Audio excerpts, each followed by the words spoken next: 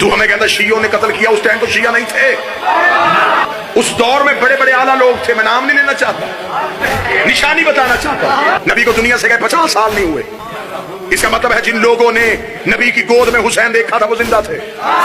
جب وہ زندہ تھے انہوں نے حسین کا ساتھ کیوں نہیں دیا؟ اگر تو کہہ دیا تھا مجھے 72 میں دکھا، میں ان لوگوں کی فوراً عزت شروع کر دوں گا، میری مجبوری ہے، میرے جنون کا نام حسین ہے. اگر وہ 72 میں نہیں، اس کا مطلب وہ لاکھوں میں ہے.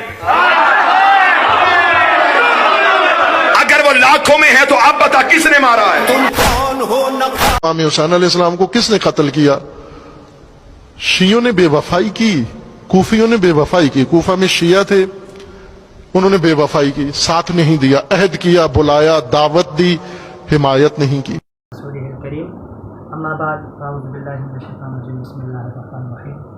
سب سے پہلے تو میں جو نا النور ساؤنڈ والے اپنے برادران کا شکریہ ادا کروں گا کہ انہوں نے مجھے آج اپنے پروگرام میں مدعو کیا اور پھر مجھے کچھ لب کشائی کرنے کی جسارت بھی انہوں نے موقع فراہم کیا اس کا، تو اس پر میں ان کا بہت شکر گزار ہوں. بالخصوص ہمارے دل عزیز ہمارے دوست قاری عزیر قریشی صاحب، ان کی فرمائش پر.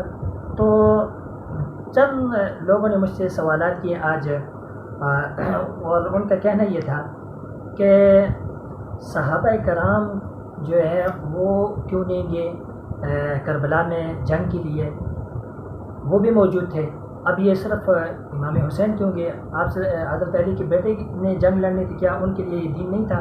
صرف ان کا ہی دین تھا کہ یہ جو نا ان کے جو نا وہاں جنگ کے لیے جا رہے ہیں اور یہ ساتھ نہیں دے رہے. اول بات میں ان سے یہ کہوں گا کہ دیکھیں بھئی، آپ سب سمجھدار حضرات ہیں، پڑھے لکھے لوگ بیٹھے ہوئے ہیں، کہ پہلی بات یہ ہے، یعنی یہ سمجھے کہ ان کو میں پھکی دے رہا ہوں کہ پہلی بات یہ ہے کہ بھئی امام حسین جنگ کے لیے تو گئے ہی نہیں ہیں. اگر جنگ کے لیے انہوں نے جانا تھا تو یزید تو دمشق میں بیٹھا ہوا، کوفہ جا کر کیا کرنا، سمجھے؟ تو اسی لیے وہ جو ہے نا دمشق نہیں گئے بلکہ وہ گئے ہیں کوفہ، اس لیے کہ ان کو وہاں خطوط جو بھیجے گئے تھے وہ جو ہے نا آپس میں بیٹھ کر مذاکرات کیے گئے تھے، اس لیے نہیں کہ بھئی ہم جنگ کے لیے جاتے ہیں. اگر وہ جنگ کا اعلان کرتے تو صحابہ ضرور جاتے. دوسری بات کہ وہ کہتے ہیں کہ بھئی جو ہے نا صحابہ نہیں گئے، میں ان سے ثابت کر کے دیتا ہوں کہ بھئی صحابہ کرام گئے.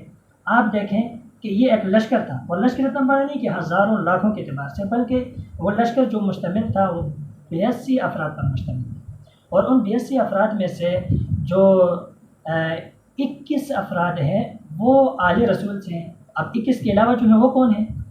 اب یہ بات وہی آ گئی بھئی، یا تو صحابہ ہیں یا صحابہ کے بیٹے ہیں. تو لہٰذا معلوم ہوا کہ اس سے ایک بات یہ بھی واضح ہوگی کہ جو ہے نا صحابہ کرام اس جنگ میں موجود تھے. پھر صحابہ کرام میں بھی اولو العزم صحابہ کرام، بڑی عمر والے صحابہ، جن میں ایک دو کے بارے میں ایسا آتا کہ جو غالباً 60 اور 50 کے درمیان ان کی عمر کی، باقی سارے بڑی عمر کے 75 80 90 سال کی عمر کے ایسے صحابہ کرام ان میں موجود تھے. تو انہوں نے جو ہے نا وہاں اس میں شرکت کی. تو اس میں یہ بات بھی ثابت ہوگی کہ بھئی وہ اس میں جنگ میں وہ ساتھ شریک تھے. اچھا، پھر اب اگلی بات جو ہے ان کا یہ کہنا ہے کہ ان کی طرف سے سوال یہ ہوتا ہے کہ وہ کہتے ہیں کہ بھئی جو نا حضرت علی رضی اللہ تعالیٰ عنہ کی ایک ہی بیٹی تھی، اور یعنی حضور صلی اللہ علیہ وسلم کی ایک ہی بیٹی تھی جو کہ حضرت علی کی نکاح میں تھی، اور ان سے جو اولاد کا ذکر کرتے ہیں وہ بھی 2 کا ذکر کرتے ہیں، زیادہ سے زیادہ جعفر صادق کا ذکر کر دیتے ہیں. تو لہٰذا وہ جو ہے نا وہ کہتے ہیں کہ حضرت حسن حسین یہ ان کے بیٹے ہیں. اس کے علاوہ بھی حضرت علی کے 18 بچے تھے، ان 18 میں سے صرف 2 کا ذکر کرتے ہیں، باقی کیا وہ وہاں موجود نہیں تھے؟ تو باقی بھی موجود تھے. اب ان کا نام کیوں نہیں لیتے آپ؟ تو ان کا نام لیتے ہوئے اس لیے یہ شرماتے ہیں کہ وہاں سے پھر مسئلہ حق ثابت ہو جاتا ہے، پھر تو جنگ ہی جو نا نہیں رہتی، بات صاف ہو جاتی ہے. اس لیے کہ تیسری اور دوسری اور چوتھے نمبر پہ آپ جب دیکھو گے تو وہ ایسے نام آ رہے ہیں جن ناموں سے جو نا ان لوگوں کو تھوڑی تکلیف ہوتی ہے کہ وہ تیسرے نمبر پہ جو نام آ رہا ہے وہ اس کا نام ہے ابو بکر بن علی. اب ابو بکر نام لینے سے مسئلہ یہ ثابت ہو جاتا ہے، یہ اس کا نام نہیں لیتے، وہ جنگ میں موجود تھے وہاں، اور وہ حضرت علی کے بیٹے ہیں. اس سے معلوم ہوا کہ حضرت علی ابو بکر کے چاہنے والے، ابو بکر حضرت علی کے چاہنے والے. تو لہٰذا یہ دونوں ایک دوسرے کے چاہنے والے تھے. اس سے معلوم ہوا کہ جو ابو بکر کو نہیں مانتا وہ علی کو بھی نہیں مانتا، وہ جھوٹا ہے.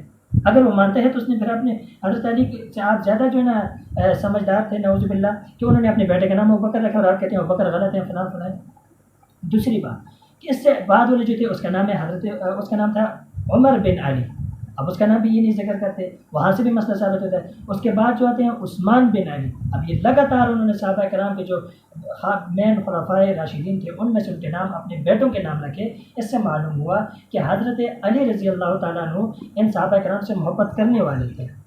تو لہٰذا بعد پھر ایک اور نام آ جاتا ہے جو مین نام آتے ہیں. وہ مین نام کیا آتا ہے؟ اب آپ لوگ موجود ہیں, میں آپ سے سوال کروں گا کہ وہ نام ہے اور وہ کون سا نام ہے جس کی وجہ سے ان کو تکلیف ہوتی ہے. اب ایک اور پھکی میں دینے لگوں. اچھا, خوب میں آپ مجمع والے کا ساتھ چاہوں گا کہ آپ مجمع کے والا ساتھ دیں گے تو میں آگے چلوں گا کہ ایک اور پھکی بھی ان کو دوں گا, اور پھکی ان کو میں یہ دوں گا کہ اس کا نام ہے محمد الاوسط.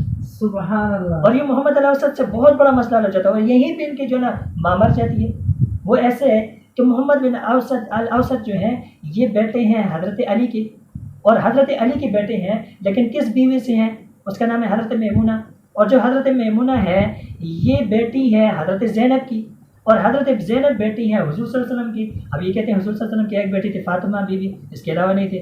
جھوٹ بولتے ہو. حضرت علی نے خود اپنے جو نا انہوں نے جو نا وصیت کی تھی کہ میرے مرنے کے بعد انہوں نے جو نا حضرت فاطمہ نے کہا تھا حضرت علی سے کہ جب میں مر جاؤں گی میرے بعد آپ نے میری بہن جی سے شادی کرنی. اب خود حضرت فاطمہ کہہ رہی میری بانجی, جب بانجی کہتے تو بہن ثابت ہوگی. اس سے معلوم ہوا کہ آپ کی بیٹیاں 4 تھی, ایک صاحبزادی نہیں تھی. یہاں سے بھی جھوٹ پکڑا گیا.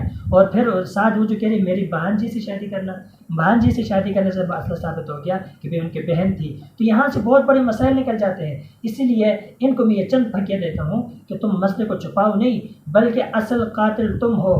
اس لیے کہ کوفہ میں دیکھو, کوفہ میں زیادہ رہنے والے کون تھے؟ وہاں دمشق میں یزید تھا نا, تو کوفہ جانے کی کیا ضرورت پڑی؟ اور پھر ان کو دمشق میں تو شہید نہیں کیا, ان کو کوفہ میں شہید کیا. بھئی آپ کو سمجھ آ رہی ہے میری بات؟ بالکل. تو یہ ان کو میں نے پھکے دینی تھی, اور میں اسی بات میں آپ کا بہت بہت شکر گزار ہوں قاری زید قریشی صاحب النور ساؤنڈ کا کہ انہوں نے مجھے آج اپنے پروگرام میں شامل کیا اور مجھے کچھ گفتگو کرنے کے انہوں نے جو نا موقع عطا کیا. تو آپ بھی پیچھے وہ ایک ساتھ یاد کر کریں. آپ کا کیا سوال ہے؟ میں مجمع میں دوسرا. اچھا, میرا سوال مفتی صاحب یہ ہے نا جی جی کہ جب ان کو پتہ ہے کہ یہ بات غلط ہے, اب دیکھو نا اگر کسی کو پتہ نہ ہو ٹھیک ہے وہ تو ٹھیک ہے, اگر وہ کر رہا ہے انسان کو راستے کا پتہ نہیں, وہ غلط جا رہا ہے, آگے اس کے ایکسیڈنٹ ہو گئی یا چوروں نے اس کو پکڑ لیا یا شیر کتے نے اس کو کاٹا تو کوئی مسئلہ نہیں. جی جی لیکن جب ان کو پتہ ہے کہ یہ کام ہم غلط کر رہے ہیں ٹھیک ہے. تو اس کے حوالے سے آپ کیا کہیں گے ان کو؟ جی بالکل, بہت اچھا سوال ہے, امپورٹنٹ بڑا جو نا کوشچن انہوں نے کیا ہے. وہ یہ ہے کہ آیا ان کو پتہ بھی ہے کہ ہم غلط کر رہے ہیں, یعنی کہ جو ہم ماتم کر رہے ہیں تو یہ ماتم غلط کام ہے. جو حضرت حسین رضی اللہ تعالیٰ عنہ کے نہ تو ان کا یہ عمل رہا, نہ ان کے بعد جو ان کے بیٹے رہے ان کا یہ عمل رہا, تو یہ جو ہے نا ایسا کیوں کرتے ہیں؟ تو اس پر میں آپ کو ایک بات سناؤں گا کہ وہ ایک اسکول ٹیچر تھا, اس کی عادت تھی کہ وہ جب جاتا اسکول تو ان کو سزا دیتا تھا جس کو سبق یاد نہ ہوتا, اور وہ کیا سزا کہ سزا کان پکڑانے. اب ایک مرتبہ استاد گئے اور دیکھا کہ استاد جو نا اندر کمرے میں نہیں گئے. پہلی مرتبہ جب جا کے دیکھا تو اندر بچے نے کان پکڑے. بچے بیٹا کان کیوں پکڑے ہیں, آپ سے میں نے سبق سنا نہیں ہے. آج پہلی کافی عرصے کے بعد اس نے یہ عمل کیا. اس نے کہا استاد جی بات یہ ہے کہ سبق مجھے یاد ہونے نہیں, تو کیوں نہ میں اپنی اس پریکٹس کے پہلے جو ہے پریکٹس کروں تاکہ مجھے آسانی ہو جائے اس عمل کے اندر. تو یہ بھی جو ہے ان کو پتہ ہے کہ بھئی ہمیں جنت ملنے والی نہیں ہے, ہم نے جہنم جانا ہے, اس کی تیاری ابھی سے کر رہے ہیں پہلے سے. تو حکم دو کہ ابوبکر کو کہ کیا کریں, نماز پڑھیں. یہاں سے قولاً ثابت ہوگی حضور کی سنت, یہ حضور کی سنت ہے, ہماری سنت نہیں ہے. انہوں نے کہا کہ بھئی میرے بعد میرا خلیفہ بننے والا کون ہے؟ ابو بکر ہے, لہٰذا میری موجودگی میں ویسے کھڑا ہوا. دوسری یہ ہے کہ جب آپ صلی اللہ علیہ وسلم آئے دیکھا کہ بھئی ابو بکر کو کھڑا کیا, کہ کسی اور کو نہیں کھڑا کیا. جب دیکھا تو اس سے حضور صلی اللہ علیہ وسلم کے فعل بھی ثابت ہو گئے. اور پھر ایسے بھی آپ نے کہا کہ یہ ایک دلیل یہ بھی ہے کہ حضور صلی اللہ علیہ وسلم کسی کو کسی کام کرتے ہوئے دیکھے اور پھر اس پر خاموشی اختیار کریں تو وہ بھی کیا ہو جاتی ہے, سنت ہو جاتی ہے, دلیل ہو جاتی ہے. تو حضور صلی اللہ علیہ وسلم جب دیکھا تو یہ بھی تو نہیں کہا کہ ابو بکر آپ پیچھے ہو جائیں, میں آگے ہو کر نماز پڑھتا نہیں, اس کو برقرار رکھا. تو اس سے بھی معلوم ہوا کہ یہ تینوں سنتوں سے اور تینوں دلیلوں سے ثابت ہو گیا کہ ابو بکر خلیفہ بلا فصل ثابت ہو گئے. وہ آخر یہ جو میرے بیک گراؤنڈ پہ آپ دیکھ سکتے ہیں کہ ڈسپلے کیا ہے کہ ماں بیٹا, اور اسی وجہ سے آج کے یہ پروگرام بھی رکھا گیا ماں بیٹے کی وجہ سے. تو آپ کو پتہ ہونا چاہیے کہ یہ حضرت علی اور حضرت عائشہ کے آپس میں رشتہ کیا ہے. تو اس کی وجہ سے ان کو عائشہ کے ہم نے عائشہ صدیقہ رضی اللہ عنہ کا نام لینے میں سے ان کو بہت تکلیف ہوتی ہے تو ان سے میں یہ کہوں گا کہ ان کے اندر اصل جو آپ دیکھیں جو اختلاف تھا وہ اختلاف پیدا کرنے والے کون تھے، وہ شرارت کرنے والے کون تھے. اور پھر جب ان کو یہ بات معلوم ہوئی، ان کے علم میں ہوا کہ بھئی یہ شرارت کرنے والے تو الگ ہی تھے، اور انہوں نے یہ چال چلا کر کہ بھئی ان کو آپس میں ٹکرائیں، لیکن وہ منافقین اپنے کام میں کامیاب نہ ہو سکے. بالآخر پھر اس میں حضرت علی رضی اللہ تعالیٰ عنہ امی عائشہ کے ساتھ وہ اچھا احسن کردار صلح کے طور پر ادا کیا، کارنامہ انجام دیا کہ جس پر ان کے جو ہے نا آپس میں تعلق ماں بیٹے والا بن گیا. جیسے کہ دنیا میں آپ کسی سے کہہ سکتے ہیں، ویسے بھی ازواج مطہرات جو ہیں یہ امہات المؤمنین ہیں، تو امی عائشہ ویسے بھی جو ہے نا تمام مومنوں کی ماں ہے، اس لیے کہ اس کو اللہ تعالیٰ نے کہا کہ مومنوں کی ماں ہے، اور جیسے اللہ تعالیٰ مومنوں کی ماں کہے تو وہ کیسے ماں نہ ہو سکے. اور پھر یہ بیٹی کس کی ہے؟ ابو بکر کی. اور ابو بکر کون ہے؟ یہ کہتے ہیں کہ بکواسات کرتے ہیں کہ فلانی جو ہے نا نعوذ باللہ خلافت دینی حضرت علی کو تھی، اور ابو بکر کی جو ہے نا غلطی سے فرشتے سے غلطی. حضرت حضور صلی اللہ علیہ وسلم کے ہم امتی ہے، اور ہم امتی ہیں تو ہم اس کی ہر بات کو فالو بھی کرتے ہیں، اور وہ ہمارے لیے اتھینٹک اور دلیل ہے. اور یہ ایسے کہ حضور صلی اللہ علیہ وسلم اپنی چاروں سنتوں سے، یعنی کہ اپنی قول فعل عمل ان سنتوں سے جو ہے نا یہ ہمارے لیے دلیل ہوتی ہے. اور اس سے ثابت کر کے بتایا قول کے ذریعے سے بھی، فعل کے ذریعے سے بھی، اور عمل کے ذریعے سے بھی. تو یہ لہٰذا ان دلیلوں سے کیسے ثابت کیا کہ حضرت ابوبکر صدیق سے کیا فرمایا جب آپ صلی اللہ علیہ وسلم بیمار ہیں اور گھر میں بیٹھے ہوئے حجرے میں، عائشہ کے حجرے میں سارے صحابہ کس کے حجرے کی طرف دیکھ رہے ہیں؟ عائشہ کے حجرے کی طرف دیکھ رہے ہیں. اور پھر علی دستک دیتے ہیں تو آواز آتی ہے عائشہ